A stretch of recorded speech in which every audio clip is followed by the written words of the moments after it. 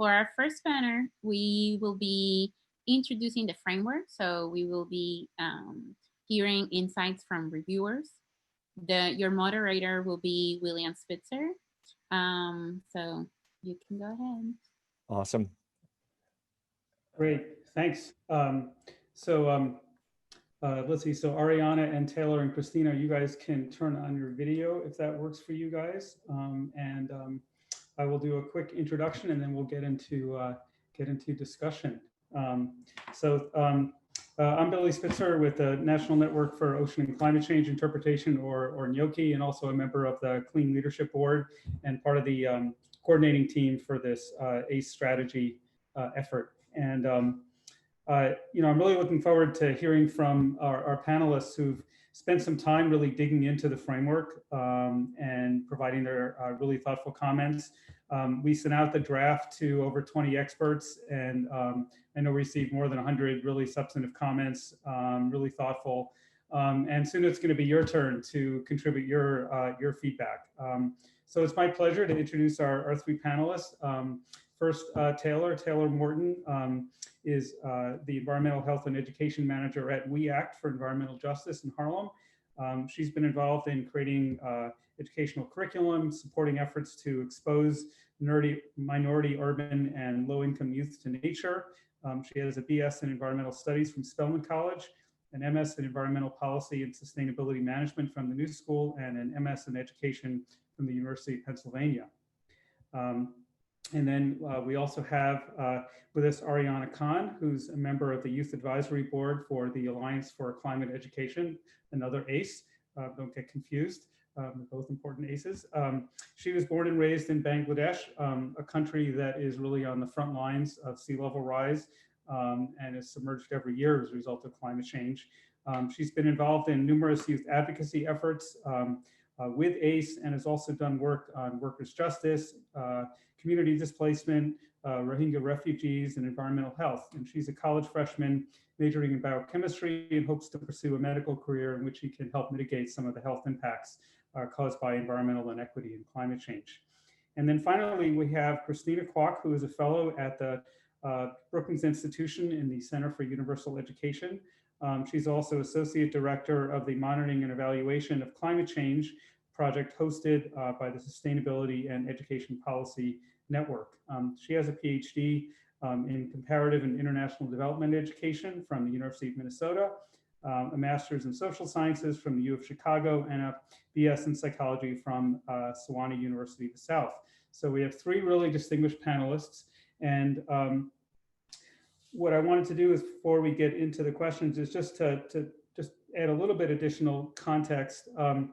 This isn't the first time that the climate change kind of education and public engagement community has tried to work together, but I think this represents a much broader and bolder and more collective and diverse effort than we've ever had before. And I think it really represents a very intersectional effort where everyone who's been involved has been seeing the connections between climate, health, equity, racial justice, economic inequality, and so on, all at a time when we're dealing with a pandemic. So there's so much going on at once, and also at a time of potentially significant political transition as well. So, this is really, I think, as Frank Edisati said, a very, very important moment for us to take advantage of, and to kind of take stock of where we are and where we want to go. This question of how we make a just transition to a zero carbon society, is really at the heart of a lot of these issues. Everything from environmental jobs, how it relates to youth activism, how it relates to social justice. It's not only about carbon. What I'd like to do is ask each of the panelists to talk a little bit about why they think this framework is significant based on their reading of the framework. Why is now such an important time? And how can a framework like this really make a difference in helping us achieve more impact? So maybe Taylor, I'll start with you and then kick it over to Aryaana and then Christina. Yeah, thank you so much for having me once again. I thought that the framework really, as you mentioned before, did a great job of including intersectional components, and not just around race and climate and class and all those sorts of things, but really moving to center the solutions around issues related to systemic oppression at large as some of the solutions for solving these problems, and really putting forward the effort around engaging communities who have been historically left behind, and making that sort of the key principles of the work. And for my work in environmental justice, meaningful involvement is a really it's the key thing that we rally around in our work, to make sure that communities who have historically been underserved, especially around climate and environment and access to resources, are the first folks that we are thinking about when we propose any type of framework. And I think, I always hesitate to use the term more than ever, because I think that really negates the work that people have been fighting for, up until this point. So I think, more than ever, I sort of hesitate to use, but this is really a moment where there is a lot of momentum around the need to create change around some of these systemic issues. And I think that a really key and important thing that this framework does is to align with the resolution of these systemic issues as the key component to climate justice solutions for all folks. Thank you, Taylor. Aryaana, what's your perspective? Yeah, so I'm 19 years old and probably one of the youngest people that got to read the framework. I come from a very grassroots background, and I often think about like how grassroots movements and just the labor that people do there get left out of these different treaties and frameworks. So people will be at the negotiating table, or they will be like building something without actually taking into the perspective or into account all of the labor that went on before they like sat at that table. So it was incredible, like being able to read the framework for myself and like seeing kind of the fruits of grassroots labor, if that makes sense. And in addition to that, like I come from a country at the front lines of climate change, but those at the front lines don't often get a say on the solutions. So this framework kind of centers that, and it's incredible that like so many different people from so many different organizations and so many different backgrounds came together for it. Thanks, and Christina. Yeah, first, it's an honor to be here with all of you. I mean, Taylor and Aryaana, oh my goodness, you're definitely folks to be admired in this space. I think, when I think about this ACE national framework or a strategic framework for the US, what I think is most important is that it sets the tone for us to really think as a community about why climate change is not just a technical issue. It's not just about carbon, but it's a social issue. It's a social justice issue. And I think when we think about, action for climate empowerment, I've been doing a little bit of dabbling in this research for just a little short period of time, and I've been surprised to see how there is no clear definition of what we mean by climate empowerment. I know we have ACE and its 6 pillars of action, but there's really that lack of what are we talking about when we're talking about climate empowerment? So I wanted to offer us, like, as we're thinking about this, the significance of this particular framework, a definition for us to just hold in mind.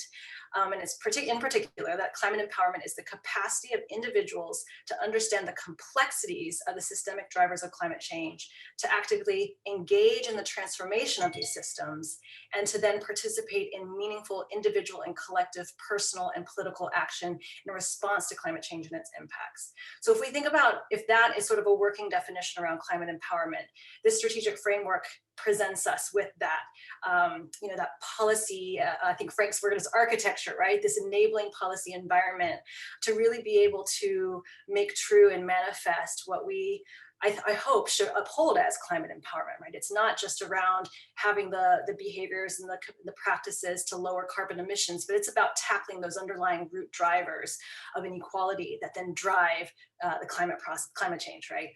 And the second point that I think is particularly important about this strategic framework is that it paves the way to educational transformation.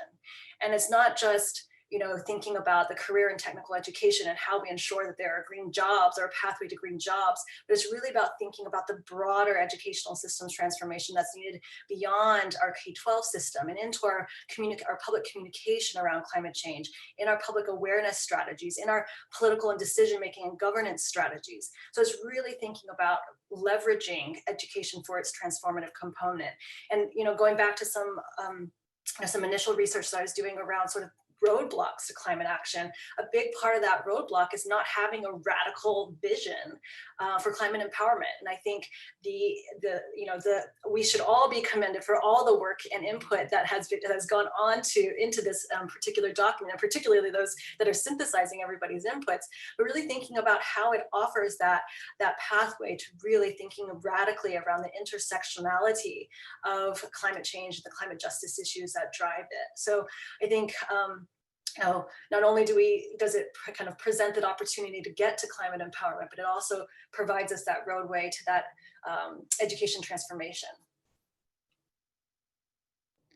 Thanks, Christina. That's really, really awesome. The chat and questions are lighting up. People are like, can I get that in writing? Could you write down that definition? So I think when you have a moment, you know, maybe later, if you can paste that into the chat, I'm sure there'll be some good discussion about it. But you know, I'm curious, you know, Taylor and Aryaana, what do you think about that definition? And maybe Christina, you could just repeat like the first sentence or two, just so people have it again.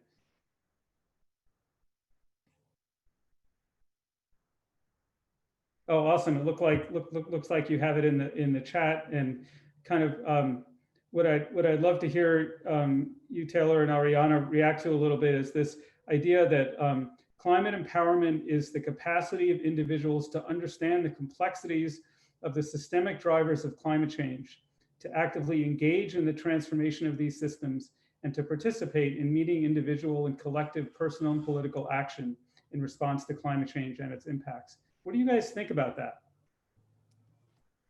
Yeah, I can go. I think that it is a really wonderful definition, and I agree with it. I think that I'm sort of also thinking about just the role of some of these systemic drivers and the weight that we put on individual choices and collective action. And I think really understanding, you know, I thought the framework was really great. And one of my critiques on it was just not focusing enough on power shifts and culture shifts and understanding. I think part of that is how much it takes to shift power and the different levels of privilege that sort of play into who can shift power and the responsibility that's put on different communities to make those changes, and sort of the consequences if they are made and if they aren't made. So I feel like this is really great, and also has to be coupled with that shifting of power, right? That empowerment has to lead to action, and I think really understanding the complexity of action when we think about something as big as climate, when we think about communities that have historically had power taken away from them, and sort of what we are asking folks to do. And I think on the other end, in what ways can power and empowerment be generated from within communities that have been historically disenfranchised and under-resourced over time. And I think that the sort of struggle between the system is to the want and the need to give empowerment, and that empowerment is something that you give to someone else. But what does it mean to have a community work on the solutions and create that empowerment for themselves? And that is, I think that's a bit of a struggle, and the need to do change for others, and the need to create change for your own community, regardless of where you sit on the power and privilege spectrum. Thanks, Taylor. What do you think, Aryaana? Yeah, kind of building on what Taylor said. I think when it comes to just like climate empowerment, obviously the definition is very thorough, but in practice, we kind of lose things in translation. So personally, like coming from a grassroots background and just like working with the Bangladeshi American community in New York City around climate, it's not that folks don't understand the connections between their lived experiences and like the science of climate change or the policies that revolve around climate change. Folks are living through it every day, especially like in a country that's going underwater because of rising sea levels. But when people are too busy surviving, they don't necessarily have time to synthesize theory with reality. And on the more like framework side of things, you know, like when I'm doing my readings for school or like reading this framework, I try to think about that a lot, because how do we kind of like bridge that disconnect between people who are living the experiences? And you know, we say we want to empower them, but is it coming from like a savior mentality or coming from a community mentality, right? And so it's something that I struggle with still. I don't have the answers, but it's definitely what we need to like consider when we think about empowerment of any sort. And this particular framework, it had very intersectional lenses when it comes to like socioeconomic backgrounds. It's one of the first things that I read around climate that also took into account like the recent BLM movement and like the rise for the need for racial justice in this country and how all of these things are related to our dying planet. So kind of just helping people connect the dots rather than going to them and being like, hey, like read this book or read this framework and here's a theory. You have to see it because people do see it, they're living through it. And yeah, just kind of elucidating that. No, thanks. That's really, really helpful. I mean, I was, you know, Christina, you're trying to put a definition around this. Is so helpful and important, you know, because sometimes it's easy to get lost in the forest, you know, and not see the big picture. And I think one of the things that's so interesting about this ACE process is that it really is putting the responsibility for addressing climate change, not just at one scale or with one set of actors. It's really, you know, looking at what do governments need to do at an international level, what needs to happen at the national level, what is the subnational role, what is the community role, you know, what's the role of activism, what's the role of education, what's the role of workforce, and so on. And I think that's partly what makes it so powerful. But I also think it potentially makes it confusing because you have all these different pieces and how do they kind of join together. So I think that's one thing that's really, you know, really helpful about you trying to sort of wrap this in one kind of container in a way. And I think that the whole idea of coordination across these different enterprises of education and workforce and decision making and activism, you know, and the public government process, and then across all of these different intersectional issues, how that works, that seems so important. And I do feel like in this framework we've kind of answered that call, but I also think it's, you know, potentially creates some trickiness in you know, where we go forward with it. And I'd like to hear from each of you, and maybe we'll start with you. Go back to Christine.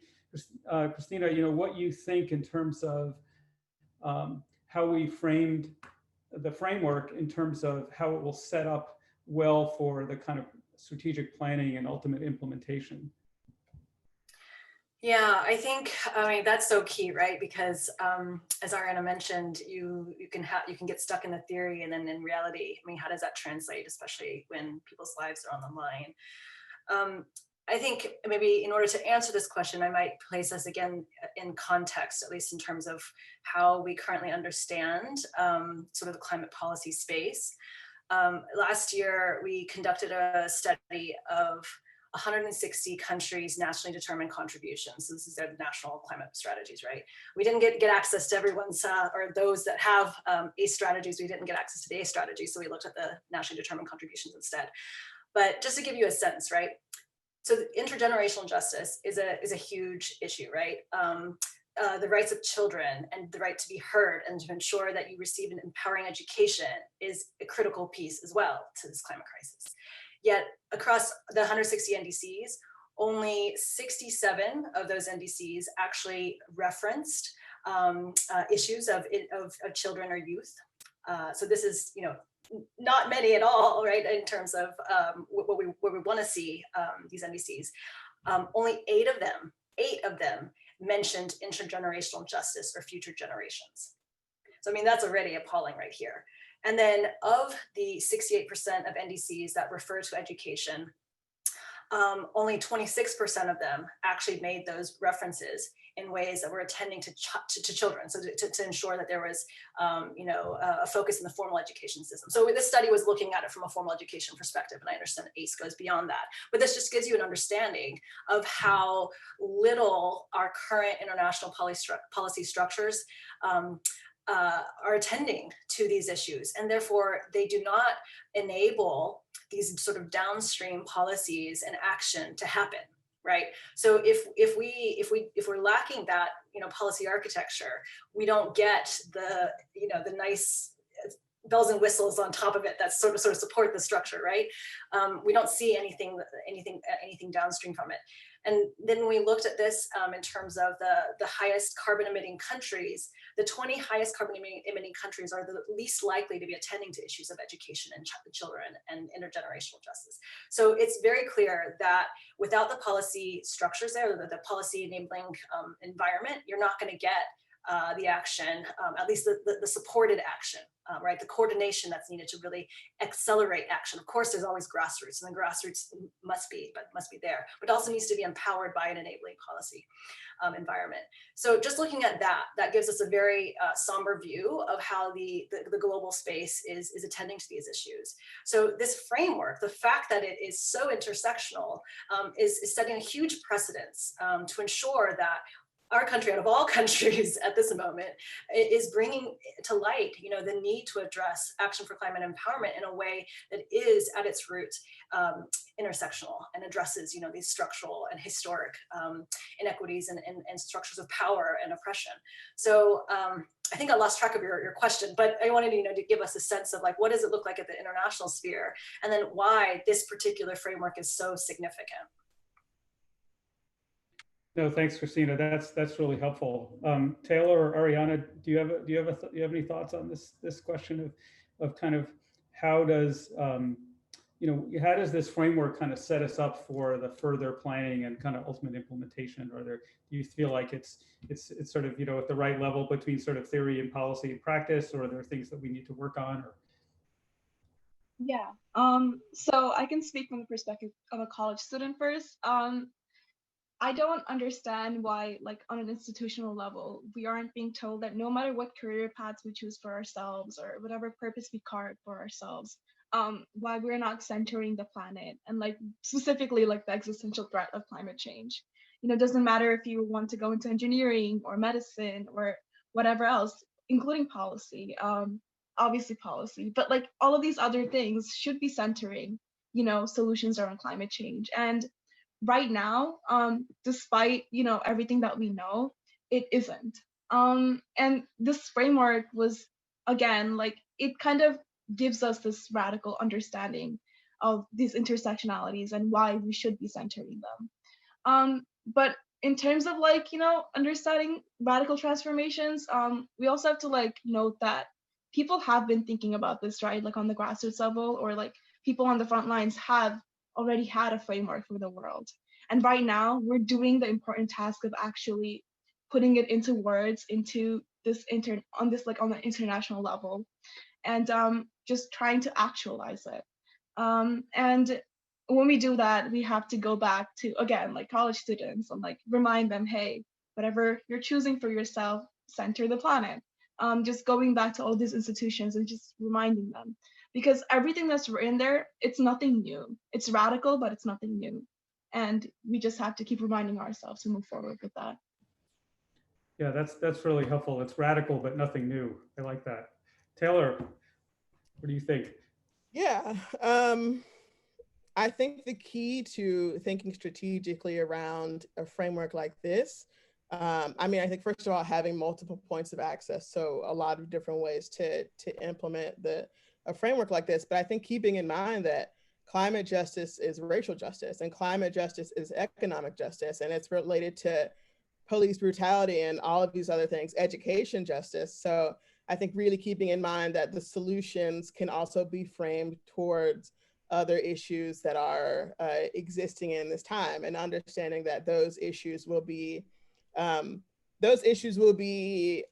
handled at multiple levels, on the local level, the state, the federal, the national, and that even if they aren't handled at that international level, that what we do on those levels can serve as a framework and as a model for what other countries can do. How we handle the relationship between police brutality and climate justice and environmental justice can serve as a model for places like Nigeria, right, who are going through similar issues, and vice versa, that we can learn from those things. So I think it's really good to think from the institutional sort of top-down kind of level, but it is even more beneficial to sort of think from the bottom up and to see the system as a whole, right? That climate justice is another cog in the wheel when we're thinking about this larger system that keeps resources and access from groups of people, and has done for a really long amount of time, and that the solutions are centered in the people, and that's a really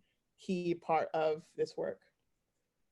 Yeah, it sounds like there's a lot to balance, right, in this framework between, being grounded in theory, but being really practical, sort of being able to take into account kind of grassroots, activism, but also, policy change and system change at a much bigger scale. And one question that actually has come up already from the participants is, how do we see this work kind of interfacing with other efforts that are linking climate to equity and justice issues? How do we think we can, either in terms of the way the framework is sort of developed, or in terms of who's collaborating on it? And, what do you guys think about how this can become kind of a rallying point for this whole movement? Any one of you could respond to that if you'd like. I'll jump in. This was actually one of my comments for when I was reviewing the framework. Especially because of this pandemic and like living in a food desert, I often think about the connection between like food and climate change. Obviously, like there is these different sectors that contribute the most to carbon emissions, and we try to tackle those whenever we have a framework. So when we like focus on education, what type of education are we like giving to young people? When we talk about climate change, are we solely talking to them about carbon emissions, or are we talking about all of these other things, and like just like our mass lifestyle changes that we need to make in order to tackle climate change from all fronts? So when I talk to my 6-year-old cousin, I'm not going to go to him and be like, okay, let's talk policy right now. We have to like tackle climate change in the next 7 years. Or like, do we start small? And bigger movements can always start from small things. So if you are centering on food justice, or if you are worried about, racist policies in your community, how does that relate to the environment? And just like centering that question, no matter the different work you're doing, it would be a very good starting point to connect the thread between, our dying planet and just like all of these other issues. I have a thought that not quite formulated, but I'll go for it at least. I think because climate change is such, it's an integral part to almost every dimension of our society. I think what it offers us is an opportunity to link financing systems in a way. So I think back to something like gender equality, which is kind of where my other hat in my work is focused on. And it just, gender equality issues being such, again, a part of every aspect of society, yet the funding that goes to gender equality issues is a tiny drop when we look at overseas development assistance between countries. It's a tiny bit in terms of all of the aid that goes around. But unlike gender equality, climate change has, I can't remember the exact number, but it has a lot. It has a big pot of money, in the billions, I believe. And so if we come to climate change as an intersectional issue, it presents us with the opportunity to draw some of that funding into issues like food, food systems and food distribution, to gender equality, to environmental racism, to all of these other issues that are underfunded, but have no channels to get into funding streams because people are focused, funders are focused on big other kinds of issues, I guess.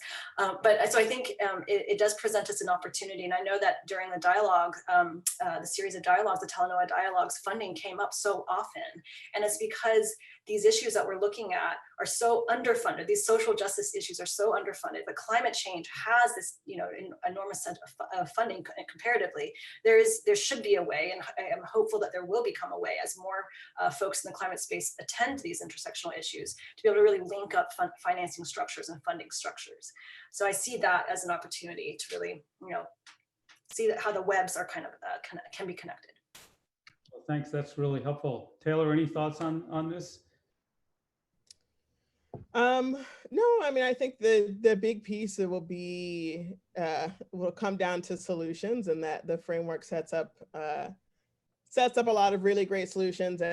And I think a struggle for me in the framework as well is on inclusion versus involvement, and that environmental justice is very much hinged around involvement from the beginning. And at what point does inclusion just mean you're at the table, but you're not, you're maybe not ordering? And how that affects the solutions that we have. I was just on a panel about climate, race, and gender and sexuality. And one of the examples that I brought up was the social determinants of health, and that even if you have a social determinant of health and the solution or the criteria is walkability, that it may be okay for you to walk in a neighborhood if you're Black, but if you're Black and queer, it might not be safe, in which that solution does not work for you. So I think having a really clear analysis of the systems from that intersectional perspective, but also making sure that involvement and not just inclusion is there from the beginning will help sort of streamline what these issues will look like in action. Thanks. That's really, really helpful. We have a couple of questions that are kind of coming up.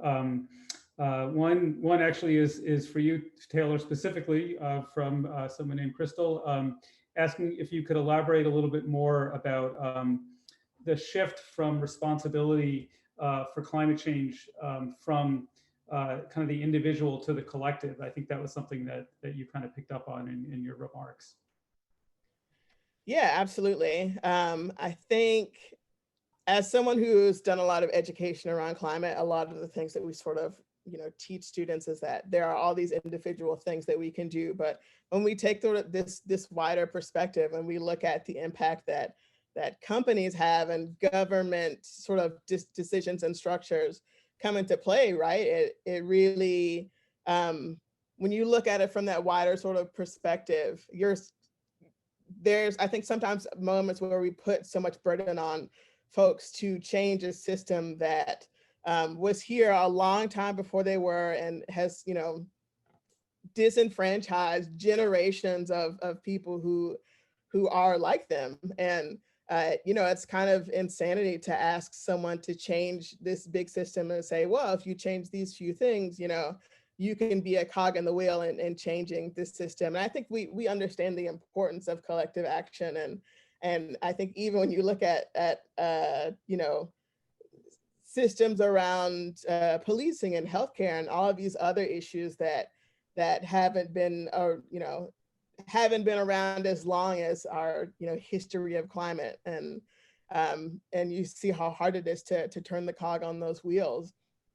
I think as folks who work in climate, we also have a responsibility to the people that we serve, to the people that we collaborate with, the people that we work with, to really give a good glimpse at their lives and the role that this larger system has played in shaping the way that we engage in problems and solutions, and the amount of power that we have to change. And I think working in environmental justice, right? When I teach about food justice, for example, it comes from what is your individual choice of picking food to eat and choosing food to eat, to what is the cost of food? Do you have access, and what's your role in that? And I think understanding that there are people who have dedicated their lives to changing, you know, sort of smaller things. And I think it makes me think a lot about our Deputy Director Cecil Corbin Mark, who recently passed away, and he dedicated so much of his life to doing the work. And I think we have to take a really good look at matching up the solutions with the amount of responsibility that we are asking people to take on and the amount of responsibility that we're giving to institutions. No, thanks. That's really helpful. Another question from Patrick is, you know, as the community is beginning to review the framework, from your perspectives, are there any particular sections that you recommend that you know, folks focus on, or you know, you feel like in particular need more kind of input?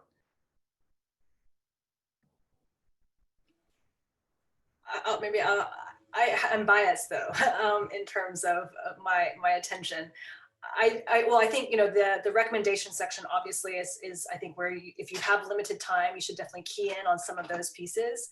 But my particular area that I was most focused on was that sixth component of ACE, right? The international cooperation piece.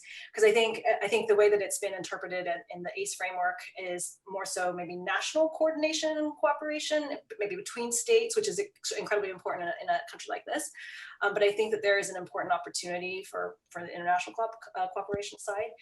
But I think, you know, if you're coming at ACE from a particular sort of pillared focus, I would recommend, you know, especially around like the education and training portions. I think there are so many experts in this community that could really focus in on, you know, helping to ensure, you know, that the broad breadth of skills is represented in the education recommendations or in the training recommendations. But yeah, I think maybe I would recommend focusing in on sort of your ACE sort of entry point. And if you have thoughts on the international cooperation one, I would pay attention to number 6. Yeah, the other thing I would say is the strategic summary, the kind of executive summary is also really important, because that's going to be something that, you know, probably everyone's going to read, and maybe it's the only thing that some people will read. Aryaana, were you about to say something? I didn't want to jump on you. Yeah, you're good. So when I was reading it, obviously, like, the framework mentions larger systems of oppression, and like it even mentions, you know, words like colonization and like, but there is no like clear explanation of how that relates to climate change. And when we're, you know, implementing solutions around climate, we have to think about our history as well, as uncomfortable as that might be. And that's not necessarily in the framework. It's not going to be directly in the policy, especially when, you know, so many international players are at play and some folks might feel guilty. But it's like, it's our responsibility to really understand how, you know, decolonizing our own modes of thinking like comes first before we can help climate empowerment and, you know, all these different communities. So that's something that I was really thinking about while reading through the framework, especially like coming from a country that is dealing with climate change, but also has like a really violent history with colonization and like over extraction of resources, and how that relates to like all of these impacts that are happening. No, thanks. That makes a lot of sense. We have a couple more questions in a couple more minutes. Diana, I think, is making more of a comment that we need to really think about things like FEMA maps that need to not just look at, you know, they need to not just look at what's happened, but look at, you know, what may be happening in the future, and, you know, really thinking about kind of infrastructure issues and how the information, you know, there is a public information part of ACE that's really important, that the public needs accurate information to make decisions. And then Donna asked a question about even if we end up with a change in administration, they may not necessarily support the Green New Deal. So how do we ensure that a new administration would actually respect the Paris Agreement and our involvement in COP and so on, and the importance of these intersectionality issues? We certainly articulated them in the framework, but are there any other steps that we need to take? Perhaps implementing them on a local level anyway. This is coming from someone who didn't get to vote for the current administration. I'll be voting for the first time in the upcoming election. But yeah, just like giving this framework and making it accessible to people on local community levels, on state levels. You know, just because there isn't federal action doesn't mean that people aren't supportive of this all around. Yeah, no, I think that's great. And I think that's a great point to end on, because you know, this framework was really intended to be part of a national process, but also to work at a subnational level. And regardless of what happens in Washington, at a community level, at a state level, at a regional level, there's quite a lot that we can and should do. Yeah, Taylor, last word. Yeah, I just wanted to add one last thing. I think that's also understanding that this framework is coming, and that it's coming at this level where there has already been a lot of distrust, and for good reason, right? When we think about who has been doing the disenfranchising and shifting resources away, that that distrust certainly plays a role in implementing a framework, and that should definitely be taken account of in whatever way that the framework is implemented. But I think that plays a really big piece in any type of, you know, especially international or national or state framework. Oh, that's great. Well, thank you. I'd really like to thank our panelists so much. I wish we were all in person so we could give you a resounding applause, a standing ovation. So we'll do it virtually. Thank you so much for your time and your wisdom.